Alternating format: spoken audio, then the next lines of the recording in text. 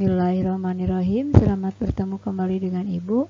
Hari ini Ibu akan menjelaskan mengenai momentum dan impuls bagian kedua, yaitu tentang tumbukan. Tumbukan adalah interaksi dua buah benda atau lebih yang saling bertukar gaya dalam selang waktu tertentu dan memenuhi hukum kekekalan momentum. Kalian perhatikan di sini ada dua benda, di mana benda satu memiliki massa M1 dan benda yang keduanya memiliki massa M2. Antara benda satu dan benda 2 sama-sama memiliki kecepatan. Yang benda satu memiliki kecepatan V1, yang benda 2 memiliki kecepatan V2. Kemudian benda ini bergerak berlawanan, saling mendekati. Nah, setelah dekat, maka benda ini saling bertumbukan, ya. Di mana pada benda ini masing-masing mempunyai gaya F12 dan ini F21.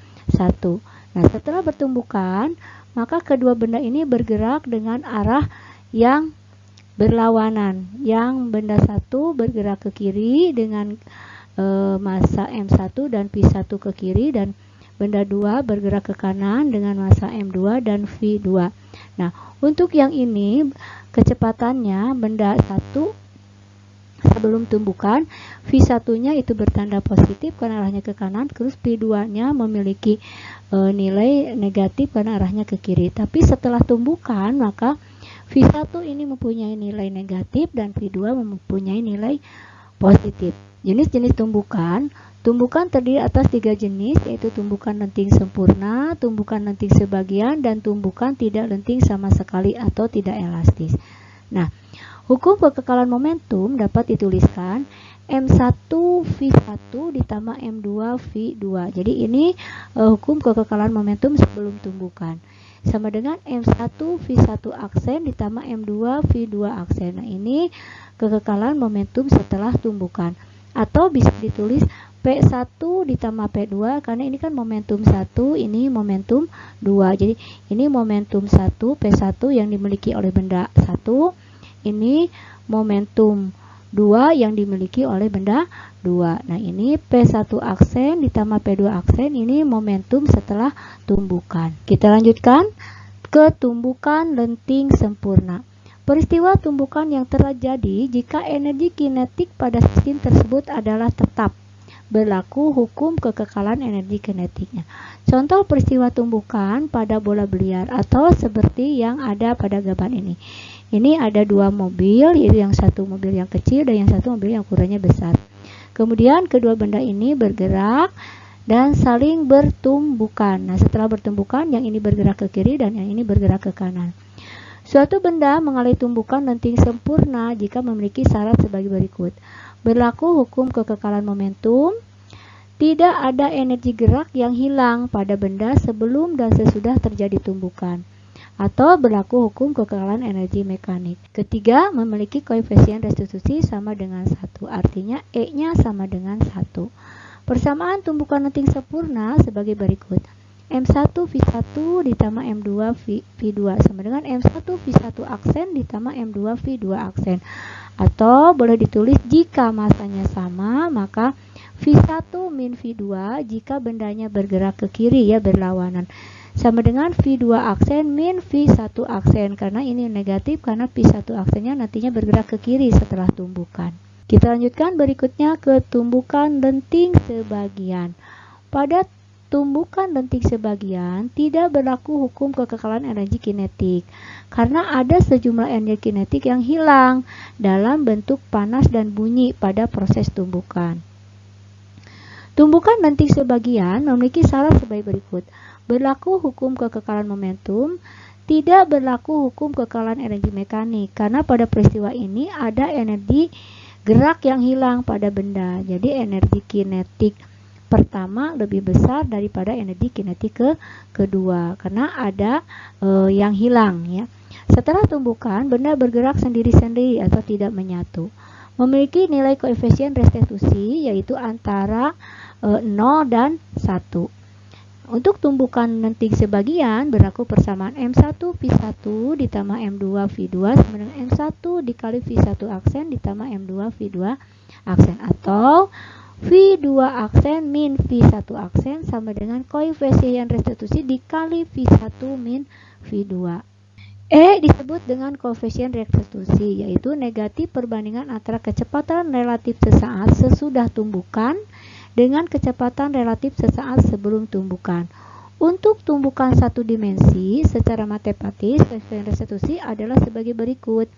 E sama dengan min delta V aksen dibagi delta V sama dengan min V2 aksen dikurangi V1 aksen per V2 dikurangi V1. Perhatikan gambar berikut. Ini ada bola tenis, ya.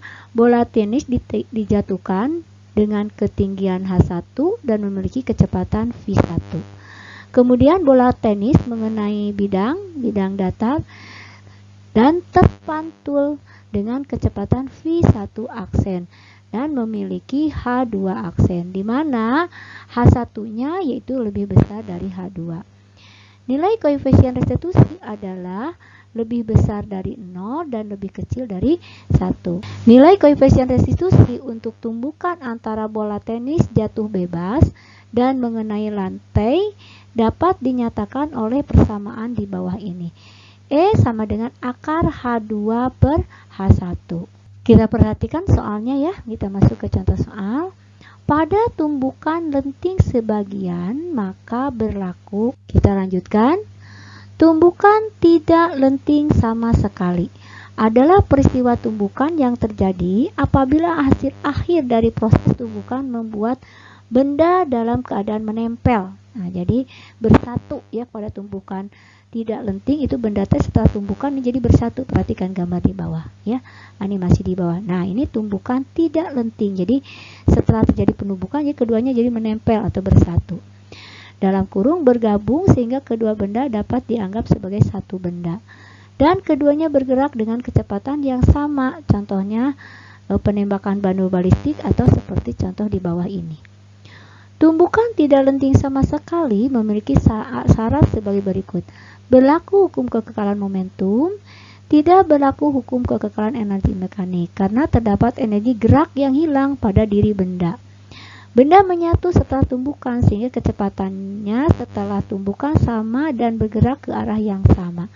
Artinya P1 aksennya sama dengan P2 aksennya sama dengan V aksen. Memiliki nilai koefisien restitusi sama dengan 0. Jadi untuk tumbukan tidak lenting sama sekali, koefisien restitusinya atau E-nya itu sama dengan 0. Sesaat sesudah proses tumbukan, kedua benda yang bertumbukan bergabung menjadi satu sistem dan bergerak bersama-sama sehingga V1 aksen sama dengan V2 aksen sama dengan V1. Karena itu nilai koefisien restitusi adalah E sama dengan min delta V aksen per delta V sama dengan 0. Persamaan untuk menghitung besarnya kecepatan setelah tumbukan dapat menggunakan persamaan M1 V1 ditambah M2 V2 sama dengan M1 ditambah M2 dikali V aksen, karena setelah tumbukan si benda tersebut menjadi bersatu ya, kecepatannya sama untuk dua benda tersebut. Maka dari persamaan ini dapat disimpulkan V aksen sama dengan M1 V1 ditambah M2 V2 per M1 ditambah M2. Persamaan untuk menghitung besarnya kecepatan pada ayunan balistik sebagai contoh pada tumbukan lenting tidak lenting sama sekali, maka berlaku persamaan V P atau V peluru sama dengan M peluru ditambah M balok kali akar 2GH per M peluru. Kita lanjutkan ke contoh soal berikutnya. Pada tumbukan tidak lenting sama sekali, maka berlaku. Nah, kita lanjutkan ke contoh soal berikutnya. Dua kelereng menggelinding saling mendekati. Masing-masing kelereng bermassa 30 gram dan 60 gram. Dengan kecepatan masing-masing 3 meter per sekon. Berapakah kecepatan setelah keduanya bertumbukan tidak lenting sama sekali? Untuk menjawab ini, kita lihat ilustrasi gambarnya. Ini ada dua benda, kita gambarkan. Yang benda biru memiliki kecepatan V1 besarnya 3 meter per sekon. Arahnya ke kanan. Benda 2, ini tanda merah, memiliki V2 besarnya 3 meter per sekon, arahnya ke kiri. Nah, maka untuk V2 ini karena arahnya ke kiri, tandanya nilainya negatif. Setelah tumbukan, kedua bola bersatu karena di sini tidak lenting sama sekali. Maka kecepatannya sama, yaitu V aksen. Kita lihat diketahuinya M1-nya 30 gram, kita rubah ke kilogram dibagi 1000, jadi 0,03 kilogram. M2-nya 60 kilogram, diubah ke kilogram dibagi 1000, jadi 0,06 kilogram. V1 sama dengan V2 sama dengan 3 meter per sekon. Yang ditanyakannya V aksen, yaitu kecepatan setelah tumbukan. Untuk menjawab soal ini, kita dapat menggunakan persamaan M1 dikali V1 ditambah M2 dikali V2. Sama dengan M1 ditambah M2 dikalikan V aksen, karena ini bersatu ya. Nah, dari persamaan ini kita dapat langsung menggunakan persamaan V aksen sama dengan M1 dikali V1 ditambah M2 dikali V2 per M1 ditambah M2. Kita masukkannya angkanya 0,03 dikali 3 ditambah 0,06 dikali min 3 dibagi 0,03 ditambah 0,06. Maka 0,03 dikali 3 itu 0,09 ditambah 0,06 dikali min 3 itu yaitu 0,18. 0,09 dikurangi 0,18 itu min 0,09. 0,03 ditambah 0,06 ini sama dengan 0,09. Min 0,09 dibagi 0,09 itu sama dengan min 1 meter per sekon. Nah, min 1 di sini, ini tanda negatif ini menandakan arah gerakannya ke kiri. Jadi jawaban yang benar untuk soal di sini yaitu 1 meter per sekon, itu yang D. Demikian penjelasan dari Ibu mengenai tumbukan. Assalamualaikum warahmatullahi wabarakatuh.